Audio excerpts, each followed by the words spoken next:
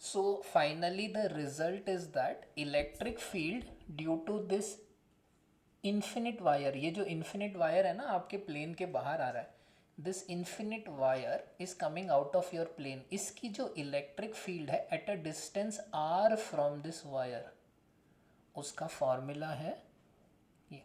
इसका डायरेक्शन तो होगा रेडियली आउटवर्ड, यहाँ पे भी radially outward, it is radially outward, और इसका फॉर्मूला है lambda by 2 pi epsilon naught R, where R is this distance. तो अगर आप इसको प्लॉट करोगे ना ग्राफ पे, अगर एक्स एक्सिस पे आर है, वाई एक्सिस पे इलेक्ट्रिक फील्ड है, आर अगर बहुत कम है तो इलेक्ट्रिक फील्ड बहुत ज़्यादा है, जैसे जैसे आप दूर जाओगे इलेक्ट्रिक फील्ड कम होती है। ये वैसे ही ग्राफ है वाई इक्वल टू 1/x का, एक्स जितना बढ़ता जाता है ना इलेक्ट्रिक फील्ड उतनी कम होती जाएगी, तो इसकी इलेक्ट्रिक फील्ड इस तरह से ड्रॉप होती है, जितना आप दूर जाओगे इलेक्ट्रिक फील्ड कम होती है।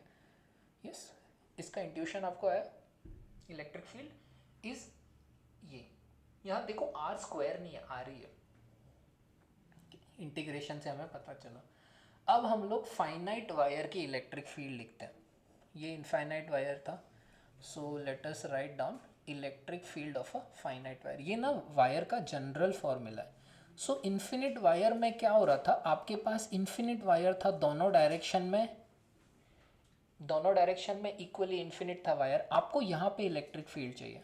तो सबसे पहले आप क्या करते हो, जिस पॉइंट पे आपको इलेक्ट्रिक फील्ड चाहिए उससे ना एक परपेंडिकुलर ड्रॉप करते हो वायर पे, ये आपका इन्फिनिट वायर है, परपेंडिकुलर ड्रॉप करो, वो डिस्टेंस को हम लोग आर बुला रहे हैं, R the perpendicular distance of the point from the wire. यहाँ पे क्या हो रहा था, ये वायर प्लस इन्फिनिटी में जितना नेगेटिव में भी उतना है, तो वाई कॉम्पोनेंट्स ना कैंसिल हो जा रहे थे।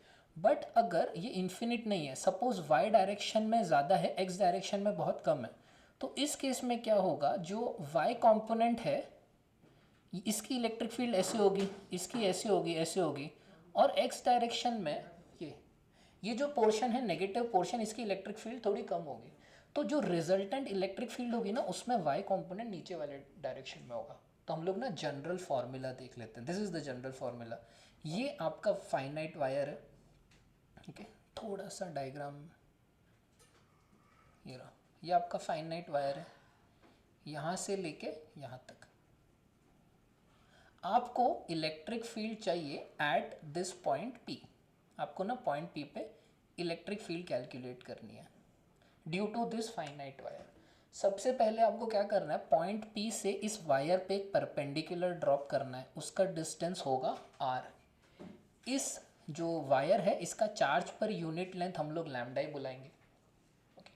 अब आपको क्या बताना है कि इस वायर का जो टॉप वाला पार्ट है that subtends an angle of θ2 at this point, this point subtends an angle θ1 at P from the horizontal, ये हॉरिजॉन्टल से ये एंगल θ1 है, ये एंगल θ2 है हॉरिजॉन्टल से। Now let us write down the formula for electric field. Electric field जो होगी उसका एक्स कॉम्पोनेंट होगा K lambda by R into sine θ1 plus sine θ2, ये फॉर्मूला है, इसको डिराइव करना बहुत ही आसान है, हमने ऑलमोस्ट किया ही है पिछले वाले केस में, थोड़ा सा ट्वीक करना पड़ेगा उसको, बट अभी यहाँ पे फॉर्मूला देख लेते हैं कैसा है, साइन θ1 प्लस साइन θ2, और इसकी इलेक्ट्रिक फील्ड का जो वाई कॉम्पोनेंट है वो आएगा K lambda by R cos θ1 minus cos θ2। So this is the formula for electric field का X component and Y component.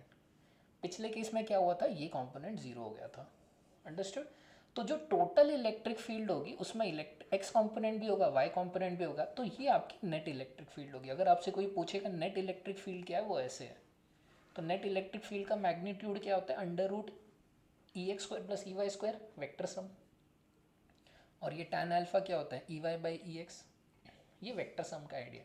तो आपके पास ई के लिए फॉर्मूला नहीं है, आपके लिए कंपोनेंट्स के लिए फॉर्मूला है, जो आपने यहाँ पे देखा ई एक्स और ई वाई का फॉर्मूला है आपके पास, जिससे आप ई निकाल सकते हो जो नेट इलेक्ट्रिक फील्ड है। दिस इज द आइडिया,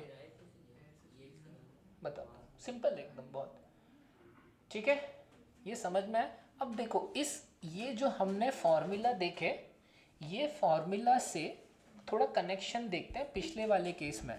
देखो पिछले वाले केस में हम लोग इसी फॉर्मूला को लेके आते हैं, देखो ध्यान दो, आपने जो फॉर्मूला देखा यहाँ क्या था, sine theta one plus sine theta two.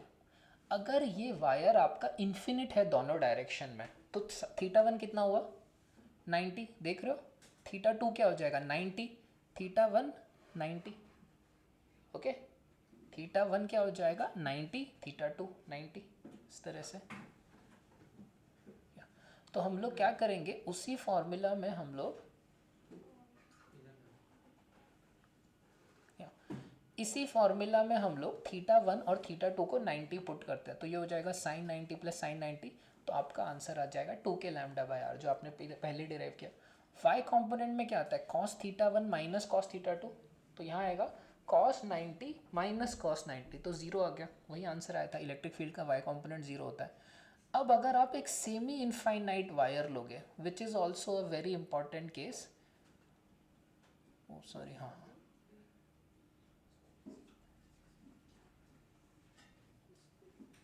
या semi infinite wire. Semi infinite wire का मतलब है वायर यहाँ से शुरू हो रहा है और इन्फिनिटी तक जा रहा है। तो इस केस में ये थीटा टू वाला जो एंगल है, दिस एंगल थीटा टू, ये क्या हो गया 90 डिग्री। ये और ये दूसरा वाला एंगल क्या हो गया आपका 0, क्योंकि यहीं से शुरू हो रहा है ना, ये वायर यहाँ पे एंड हो रहा है। ठीक है, तो आपका थीटा वन कितना हो गया 0, थीटा टू हो गया 90।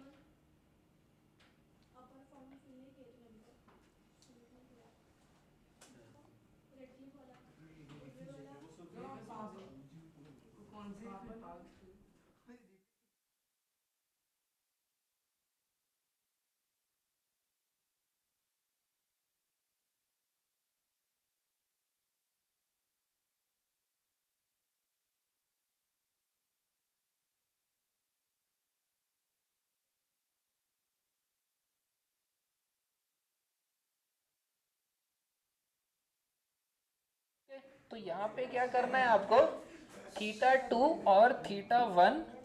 ओके, थीटा वन कितना हो गया आपका 0 डिग्री, थीटा टू 90 डिग्री, समझ में आया।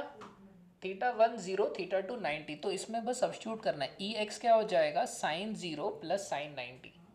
साइन 0 क्या है 0, साइन 90 1, तो ये फॉर्मूला क्या आएगा के लैम्डा बाय आर।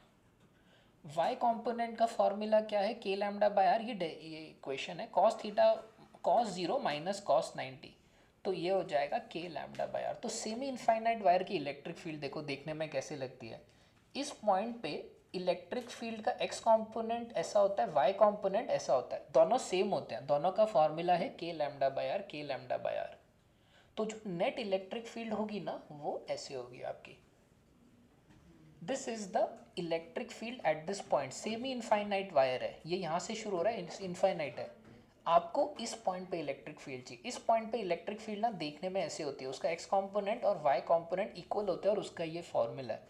तो रिजल्टेंट इलेक्ट्रिक फील्ड ऐसे होती है इस पॉइंट पे, क्योंकि ये पॉजिटिवली चार्ज है।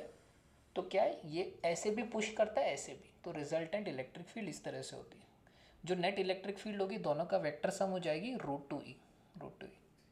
ओके, एक और अगर हम फॉर्मूला देखें, what is the electric field due to a finite wire at a symmetric point.